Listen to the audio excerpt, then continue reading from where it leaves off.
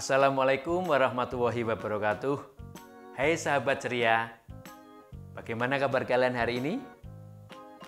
Tetap semangat walau belajar di rumah. Ingat, protokol kesehatan harus kalian terapkan. Kali ini jumpa lagi dengan Pak Cepi. Kita akan belajar materi kelas 6 tentang muatan IPA, yaitu tentang benda magnetis dan non-magnetis. Muatan IPS. Kegiatan ekspor impor Indonesia di negara ASEAN. Dan yang ketiga, muatan bahasa Indonesia. Nanti adik-adik akan mengisi daftar riwayat hidup. Oke sahabat, yang pertama tentang kegiatan ekspor impor Indonesia ke negara ASEAN. Nah, nanti sahabat akan menyaksikan tayangan video berikut ini. Warisan budaya leluhur memberikan nilai seni dan tradisi dalam karya ukiran perak, ketekunan dan perhitungan yang presisi, menciptakan karya dengan sentuhan penuh cinta. Kerajinan perak Indonesia dipersembahkan untuk dunia. Keragaman dan kekayaan komoditi Indonesia memberikan kontribusi penting dalam arus perdagangan dunia.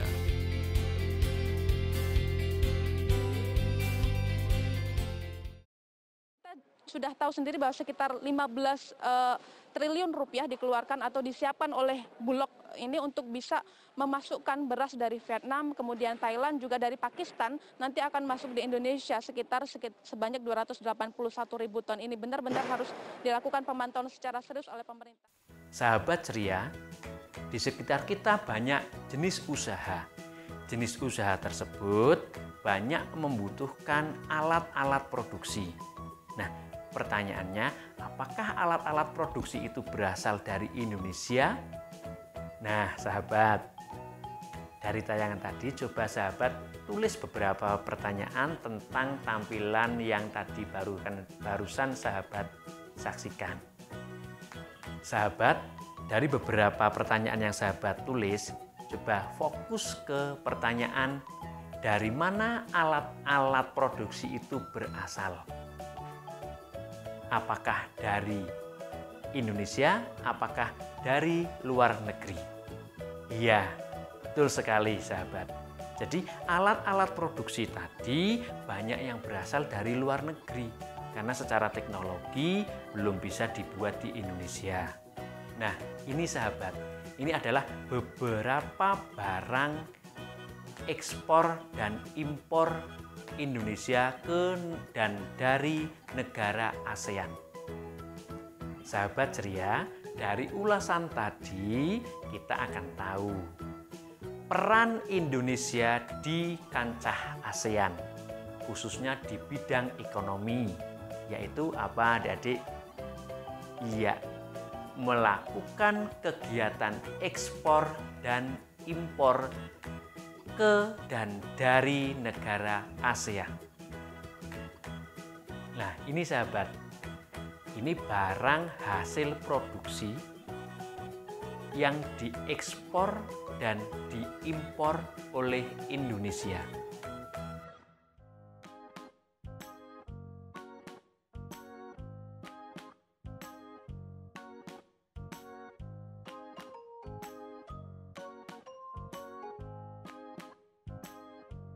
Sahabat ceria, coba itu gambar apa? Ayo.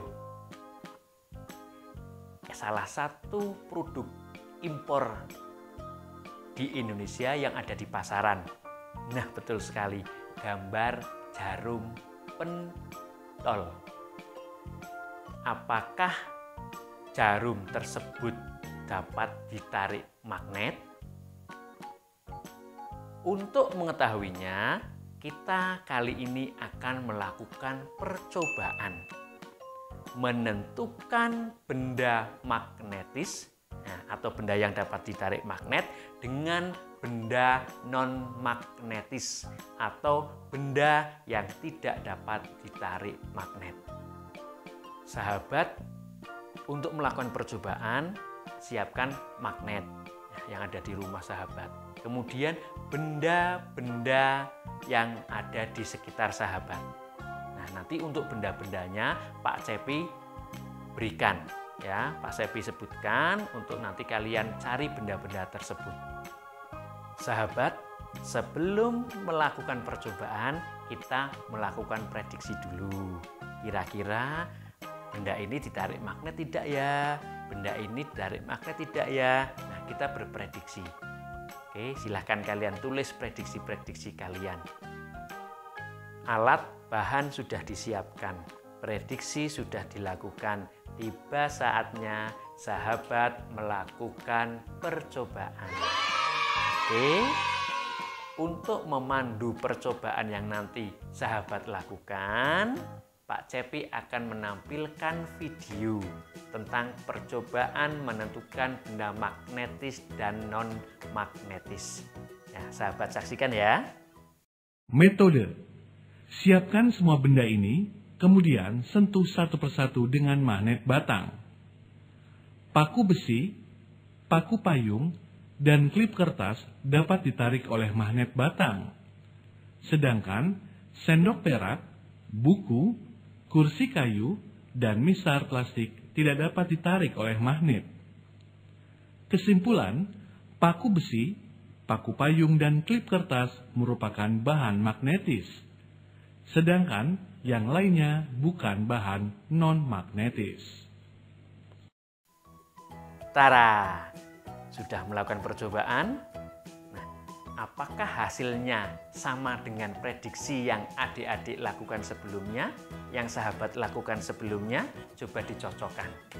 Nah, setelah mencocokkan dengan prediksi, coba cocokkan dengan hasil yang Pak Cepi lakukan. Apakah sama? Baik sahabat, setelah kita mempelajari dua materi tadi, materi yang terakhir adalah tentang mengisi daftar riwayat hidup. Untuk apa sih daftar riwayat hidup itu? Nah, daftar riwayat hidup bisa digunakan ketika kita akan mendaftar suatu pekerjaan atau ketika kita akan mendaftar sekolah. Nah, biasanya kita akan mengisi daftar riwayat hidup. Nah, terus seperti apa komponen-komponen daftar riwayat hidup tersebut? Nah, untuk lebih jelasnya, adik-adik harus menyaksikan dengan cermat tayangan berikut ini.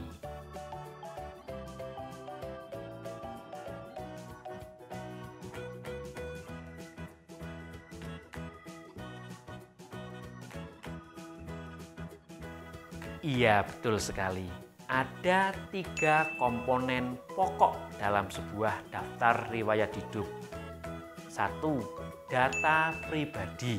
Itu ada nama lengkap, tempat tanggal lahir, umur, alamat, nomor handphone.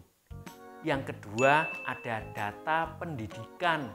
Riwayat pendidikan adik-adik semuanya, mulai dari SD, SMP, SMA, dan perguruan tinggi.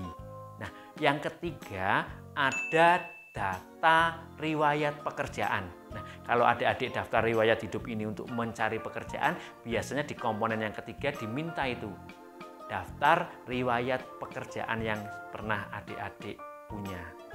Sahabat ceria, 3 materi sudah kita bahas. Kali ini akan kita simpulkan materi-materi yang tadi kita pelajari, yaitu tentang yang pertama, peran Indonesia dalam ASEAN. Di bidang ekonomi, Indonesia melakukan kegiatan ekspor dan impor. Yang kedua, sahabat, tentang benda yang dapat ditarik magnet, disebut benda magnetis. Kemudian benda yang tidak bisa ditarik magnet disebut benda non-magnetis. Tadi sahabat sudah mengelompokkan dengan melakukan percobaan. Yang ketiga, Nah, sahabat tadi praktik langsung mengisi daftar riwayat hidup. Sahabatku semuanya, itu materi yang kita bahas hari ini. Semoga bisa bermanfaat untuk sahabat semuanya. Ingat, tetap semangat belajar di rumah. Patuhi protokol kesehatan. Sekian dari Pak Cepi. Wassalamualaikum warahmatullahi wabarakatuh.